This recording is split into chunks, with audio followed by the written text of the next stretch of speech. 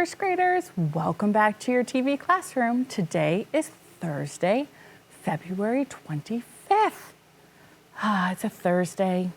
I really enjoy Thursdays because it means the weekend's almost here, but I still get to do a little bit of learning, and that makes me happy.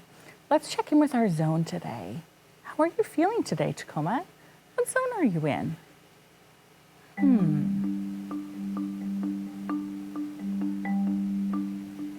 Mrs. Wally. Yes, Mr. Kevin? What zone are you in today? Oh, thanks How for do you feel? asking, Mr. Kevin. I'm in the greeny-ish zone. Greeny-ish. Yeah, I'm not quite in the blue zone, but I'm not feeling super great, but I'm still in the green zone. So I'm like, if this is the green zone and this is the blue zone, and here's the line for the blue zone, I'm like right here in the green zone. Not to the blue yet, but getting kind of close. But I'm still in the green zone, so I'm good. How are you today? Well, I'm feeling much better. I'm in the green zone now. Wonderful. I'm glad you were able to get in the green zone today. That's wonderful. Yeah, I did some deep breathing. Oh, deep breathing is so helpful. Isn't it? Oh, it really does help with a lot of things. I'm teaching Oliver how to take deep breaths when he has big feelings right now because he's going to be 2 soon, and he's starting to have those really big feelings. So we're doing lots of deep breathing at our house. It's never too soon. It's not. All right, friends, let's go ahead and do some subitizing today. It's Subitizing Thursday. How many do you see? Mr. Kevin, how many do you see? I see 6. How did you see them, Mr. Kevin? Well, I saw probably the easiest way for me, 4 on the top and 2 on the bottom. Awesome. Friends, I also saw 6. I saw it differently, though. I saw it like this. I saw 4, 5, 6. Isn't that interesting? They both Did work? anyone else see it a different way? Oh, Rashid, that's very interesting, Rashid. Friends, Rashid said, I saw this 4 here, and I know if I put 1 more up here, it'd make 5, and then just 1, and that's 6. Very interesting, Rashid. Let's go on to the next one. How many do you see? Mr. Kevin, how many do you see? I see 7. 7. How did you see them? I see 3 on the bottom and 4 on the top. Oh, so you did 3 plus 4 equals 7. Here's what I saw. Oh, I'm going to erase Mr. Kevin's. Here's what I saw, friends. I knew from before that this was 6, and 1 more made 7. We both saw 7, just in different ways. Let's look at the next one.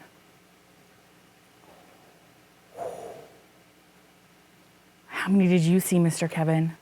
I saw 8. And how did you see it? Guess how? I'm guessing maybe you used my strategy.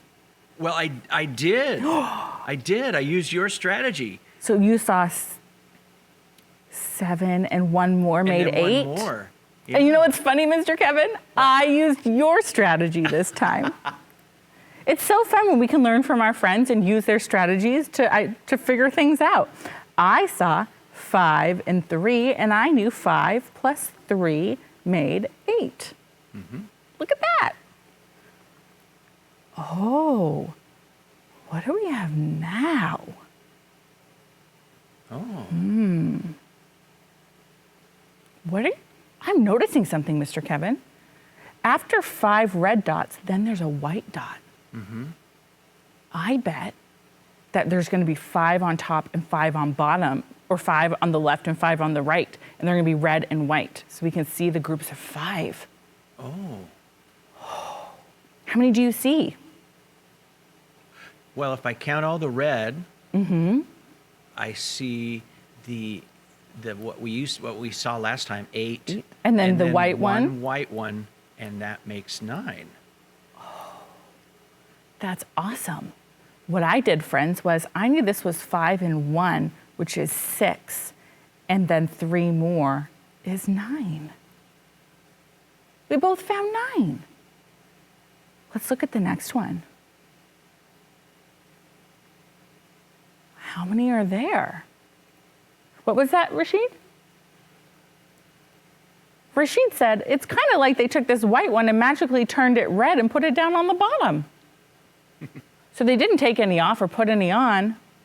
So it's still 9. What do you think, Mr. Kevin? Do you agree? I agree. Yeah. All right, 9. friends, let's take a look at what we're learning today. Today we are learning to solve word problems where the starting number or the whole is unknown. We gotta find the whole. Okay. 12 children are playing tag. 4 children go home. How many children play tag now? Well, what's my equation gonna be? They have it here. It's right here. 12 minus 4 equals blank. So let's walk through the steps to figure out how to solve that. First, we're gonna get to a 10. 12 minus 2 equals 10. So now we don't have to take away 4 anymore. We just need to take away 2 more. And 10 minus 2 equals 8. What they're doing here is this, friends. We're at 12, and they know we need to take away 4. So they're gonna hop 2 to the 10. So they've done 2 of the 4, and then they're gonna do another 2 to make the total of the 4. And they found that we're landing on 8. So how many children are playing tag now? 8. Very good. Let's read this first question together. This first time, you're just gonna tell me what's happening. Jody put some lemons in a basket. Matt puts 6 more lemons in the basket. Now there are 14 lemons in the basket. How many lemons does Jody put in? What's happening here? Yeah, there's some lemons in a basket. Some more get put in, and now there's more lemons in the basket. Let's read and find the question. Jody puts some lemons in a basket. Matt puts 6 more lemons in the basket. Now there are 14 lemons in the basket. How many lemons does Jody put in? Well, our question is, how many lemons does Jody put in? Okay, how could we model this problem using a picture? Okay, so this might be our basket. This is our total basket. And we know that Jody put some in. We don't know how many. And then we know that Matt put 6 more in. And we know that our total is 14. So our whole isn't missing here. Our starting number is missing. Go ahead, try and solve this problem on your own. I'm going to give you 1 minute. Go.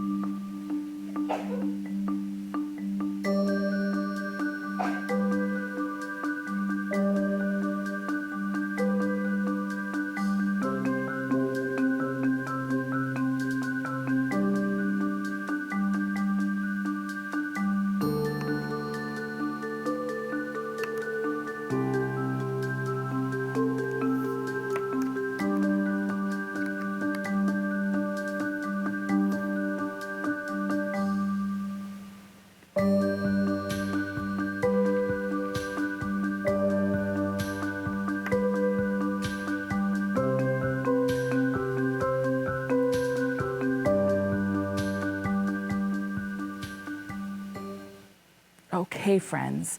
Mr. Kevin, could we get all 3, please? So we figured out that we know that there's 6. And we start with a certain number, but we don't know what that is yet. And the total is going to make 14. So we need to solve question mark plus 6 equals 14. That means a number. We don't know what number. Plus 6 more makes 14. So on my board here, I have 6 counters. And I'm trying to figure out how many were there before the 6 if we have 14 total. So I'm going to add counters until I get to 14. Right now I have 10, 11, 12, 13, 14. Now I have 14 counters because I have 10 and 4. So 6, what did I add there? How many do I have?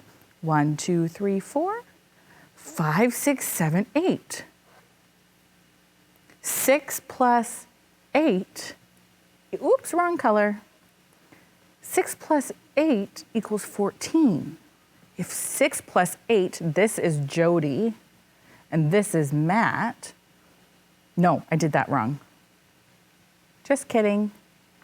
This is Matt, and this is Jody. Then Jody has how many? How many did Jody put in?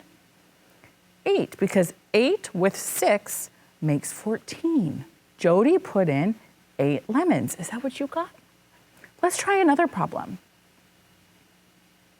Some ants are at a picnic. Okay? 8 more ants joined them. Now there are 15 ants. How many ants were at the picnic to start? What's our question? Yeah, how many ants are at the picnic to start? I have a question. Yes, Mr. Kevin. If there are all those ants at the picnic, where are the uncles? You're funny, Mr. Kevin. Oh, Mr. Kevin. Mr. Kevin makes me laugh a lot. Let's read and find the information we have to work with. Some ants are at a picnic. I know that that's going to be a question mark. Some ants are at a picnic. 8 more ants joined them. So what's happening with that value once we figure it out? Are we taking some away or are we adding some? Yeah, they're joining, we're adding. 8 more ants joined them. Now there are 15 ants. Those 2 groups of ants make a total of 15. Go ahead and use a picture along with me or counters. Mr. Kevin, can I get my board up? So we know that when we have a number bond, we can take the number we know and add on to the total, right? So we can take 8, 1, 2, 3, 4, 5, 6, 7, 8, and I always do it in a tens frame because it's easy to see that I have 8 because there's 5 and 3. And then I need to keep adding on until I get to 15, but now a different color because this is that missing part right here. This is what we're figuring out. So 9, 10, 11, 12, 13, 14, 15. Do I have 15 ants? These are ants. 8 of them joined. How many were at the picnic to start? How many are yellow? 5 plus 2 is 7. 7 ants were at the picnic to start. Because I had some ants, and then 8 more came, and a total of 15. So my sum amount is 7. Next problem. Janice has 12 blocks. I can see the 12 blocks here in the picture, can you? I see 10, and I see 2. That makes 12. Janice has 12 blocks. She gives some to Pat. Now she has 7 blocks. How many blocks does Janice give to Pat? What's happening in this problem? Yeah, this person has blocks. They give some to a friend, and now they have some blocks left. What information what's the question? Sorry, what question are we trying to figure out? Janice has 12 blocks. She gives some to Pat. Now she has 7 blocks. How many does Janice give to Pat? What's our question? How many does Janice give to Pat? Okay, now let's find our information. Janice has 12 blocks. Well, we know Janice starts with 12. We know she gives some to Pat. And then we know she has 7 blocks left. I wonder how we could write that in an equation. Janice has 12 blocks. She gives or takes away. She's going to be subtracting. Sum. How could I write sum? Yeah, I could put a box there. Give some away, and then she has 7 left. Let's look at our number bond. We know the whole was 12. We know the part that's left is 7. And now we need to figure out how many were taken away. Well, Janice has 12 blocks. And what they did here is they said, well, I'm going to take away blocks until I have only 7 left, and count how many that is. 1, 2, 3, 4, 5. When they took away 5 blocks, they only had 7 left. So they think it's 5. What is 5 plus 7? 12. So if I have 12 and I take away 5, I'm going to have 7 left. So 12 minus 5 equals 7. So how many blocks did Janice give to Pat? 5 blocks. Yeah, that's the part that she gave away to have only 7 left. Nice job, friends. Okay, you ready? 12 nuts. Ty eats some. Now there are 9 nuts. How many nuts does Ty eat? What's the question?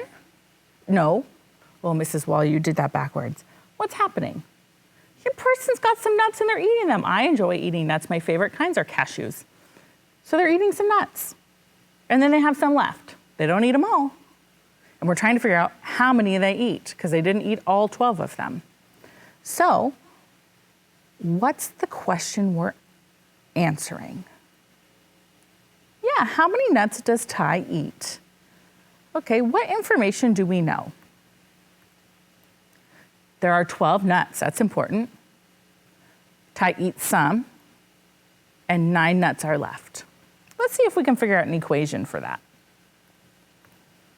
Actually, let's do a model. Are you ready? Here it is, we have all the nuts. How many nuts are there? There's 12. Ty's gonna eat some. This is the part that he eats. We don't know how many he eats. How many are left? 9. This looks a lot like this. There's 12 nuts. Ty eats some, and there's 9 left. 12 minus something equals 9. Go ahead and solve. I'll give you 30 seconds.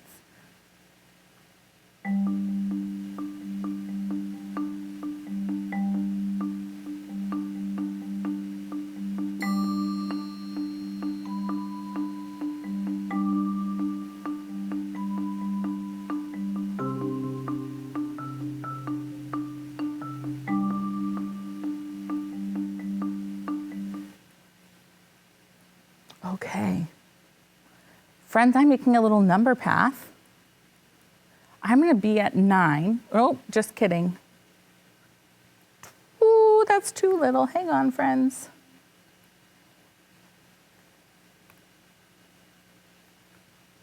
Two. All right.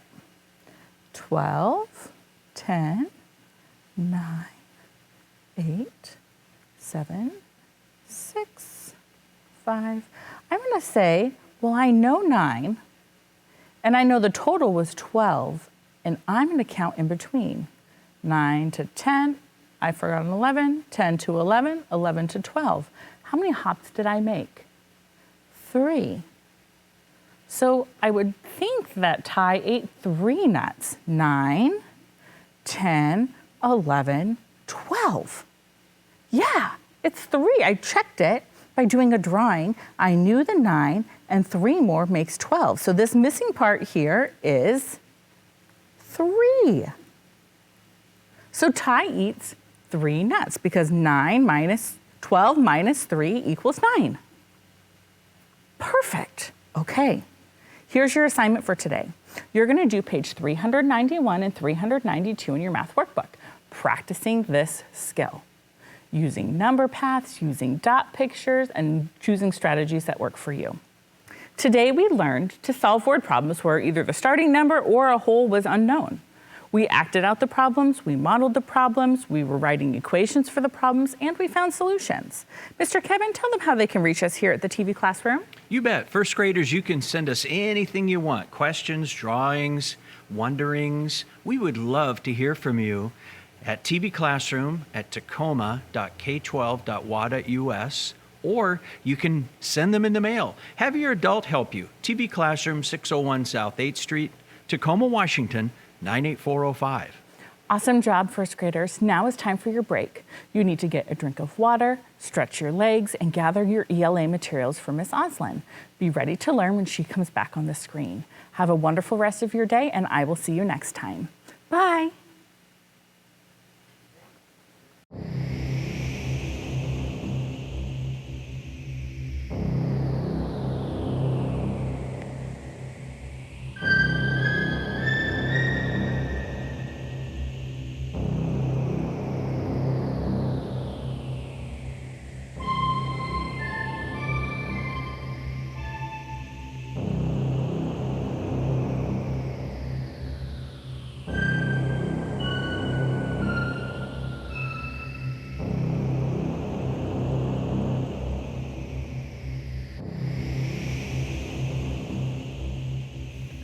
Rules. 1. You have 10 seconds to pick your crewmate.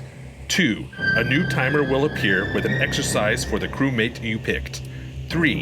You will get 10 points for each correct crewmate and exercise you choose. 4.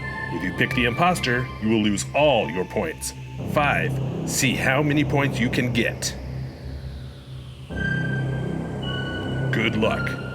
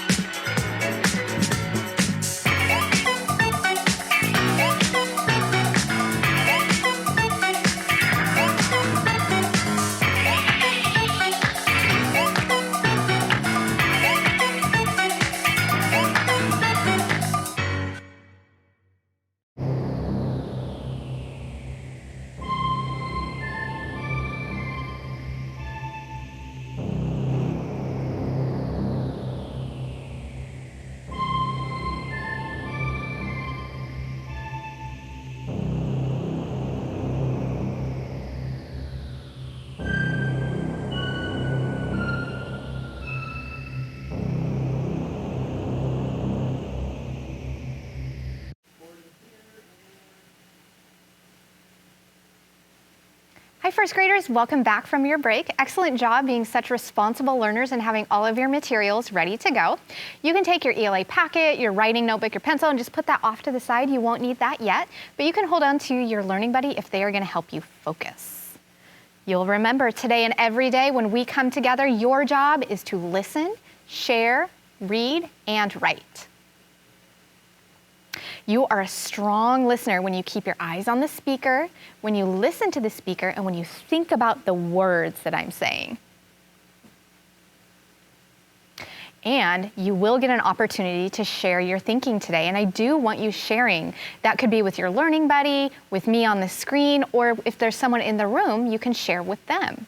You'll remember that if someone is in the room with you, then you also get to practice your listening skills when it is their turn to share, so that you learn from their perspective.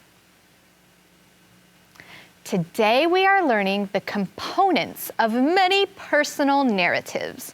Now, you'll remember that a personal narrative is a story that someone has written from their own life experiences. And the components are what's included in a personal narrative. Some of the books that we're going to read during this unit have something special about the title or the words that they use. And when an author tells a story as a personal narrative, they use language such as I, because it's about their story, or my. So for example, in Pat Lowry Collins' book, I Am an Artist, Pat is talking about themselves being an artist. So they say the word I. Some other examples of personal narratives are My Big Brother by Valerie Fisher. Now, Valerie is talking about their big brother, so they use the term my big brother. That's a clue that this is a personal narrative. Now, Natasha Anastasia Tarpley wrote I Love My Hair, in which the character is talking all about how they love their hair. It's a personal narrative, and they're using, this is called first person language, where we say I and my, because I'm talking about myself. That's a component of a personal narrative. Little Nino's Pizzeria. Does that say I or my? It doesn't, but it's still a personal narrative. I bet if we got into and started reading this book, we would see I and my. It's just not in the title. Today we're going to read When I Was 5 by Arthur Howard. And the narrator, the person telling the story, is Jeremy, a 6-year-old who shares with readers, you and I, some of their personal memories about being 5. Now, we're going to read the story, and I want you paying close attention to the language. Our author is using I and my first-person language to tell the story of when they were 5. When I Was 5 by Arthur Howard. When I was 5, I wanted to be an astronaut, or a cowboy, or both. When I was 5, this was my favorite kind of car. This was my favorite kind of dinosaur. This was my favorite secret hiding place. And this was my best friend, Mark. Mark had a dog named Peggy and a brother who used bad words. And bunk beds, my favorite kind of bed when I was 5. Now, so far, our author has been talking in the past tense, which means when I was 5. That tells us that now they're no longer 5. But you'll notice they're still using that first person language, using I and my. That's a component of a personal narrative. Now, let's see what changes. Now I'm 6. oh, it changed, didn't it? From past, when I was 5, to present, now I'm 6. So our author is telling the story in order of events, and they're giving us clues about that time has passed by saying, when I was 5, but now I'm 6. And they're going to continue to use that first person language. And I want to be a Major League Baseball player. Or a deep sea diver.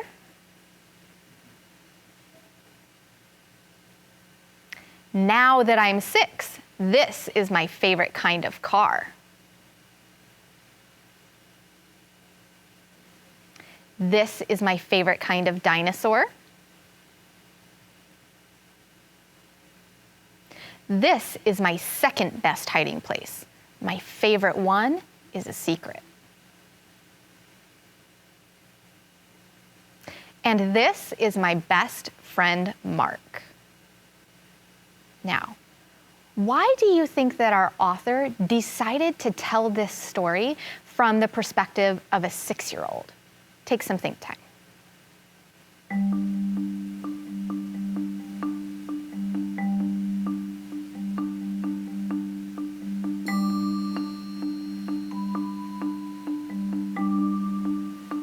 Turn and tell your learning buddy what you're thinking. Rashid, I think our author knows that this is the type of book that a 6-year-old would want to read, so he's writing it from the perspective of a 6-year-old, knowing that 6-year-olds are going to be reading this story. He also seems to know a lot about being 5 and 6. He must remember those from when he was growing up. And this is my best friend, Mark. Now, did you notice that Jeremy, the narrator, the 6-year-old who's telling this story, whose voice we're hearing, is still best friends with Mark? There were a lot of things that changed. Different type of car, he wanted to be a different job when he grew up, his hiding spot changed, but his best friend Mark stayed the same. So even though sometimes there can seem like there's a lot of change going on around you, there's still things that are the same.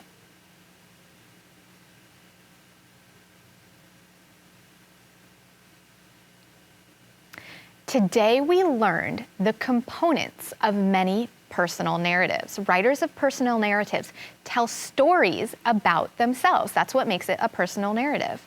They talk about the things they love, the places they go, the people that are in their lives, just like Jeremy did. What we did learn today was that we could add onto our Good Storytellers poster. We really haven't seen this yet, and I want to remind you that instead of saying good storytelling, we're going to say strong storytelling, because good storytelling implies that there's a bad storytelling, and there is no such thing as a bad story. So we say a strong story. Personal narrative writers are storytellers who write about themselves. And they include, like I said, the first person. They use words like I, my, it could even be we or our if I'm talking about myself and someone else. They tell about personal experiences, memories, or passions. That's something that you care a lot about or feel really strongly about. They use details to describe the experience and what is happening. You can do that in your pictures as well. And they include detailed pictures or illustrations that help tell the story, have a strong sense of place, which means you include details in your pictures so that your reader knows exactly where and when your story is taking place. They're connected to home and family. They could be inspired by a keepsake or a tradition. We talked about keepsakes in a previous lesson where I talked about how I have a clock that is a keepsake, and I could write a whole story about that clock that I have. It has a beginning, a middle, and an end, and uses words that signal that order, like our author did, when I was 5, now I'm 6. That tells us that we're transitioning from beginning to middle to the end. And you should include a reaction to the story. So talking about how is it making you feel in the moment of your story. Now, your job today for your independent writing is to create a list of things, details about yourself or some of the important friends or family that you have in your lives that you could write about. So before I send you off, let's take some think time. What is a detail about yourself or about a friend or family member that you have that you could write about? Take some think time.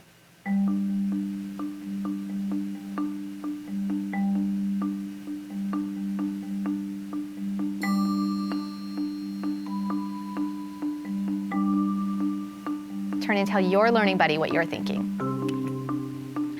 Rashid, because I'm a teacher, I have a lot of really good stories about interactions that I've had with students and just all the students that have been in my life. They're the special people. So I could definitely write some stories about that.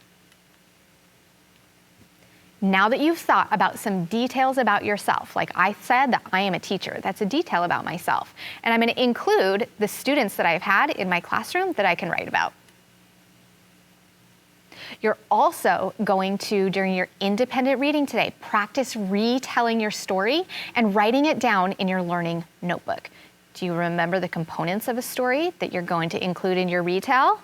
Let's see how much muscle memory we have. We know that when we hold our hand up, we can say, character, setting, beginning, middle, end.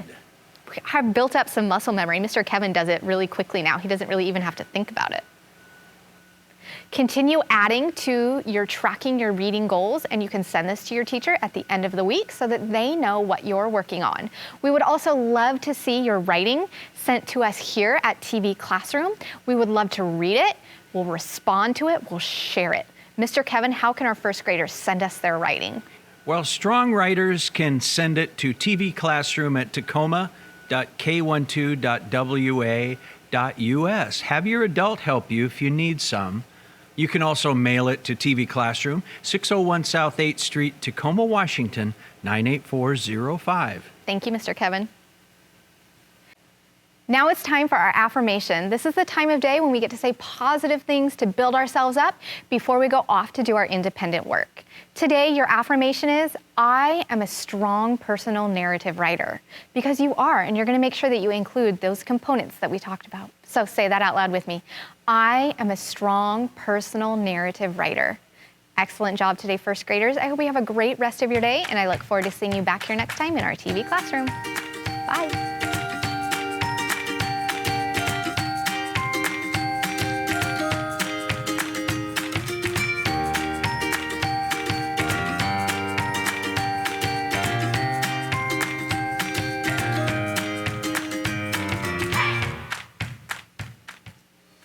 Hey kids, we want to see your work. Just send your pictures and your stories to TV Classroom, 601 South 8th Street, Tacoma, Washington, 98405.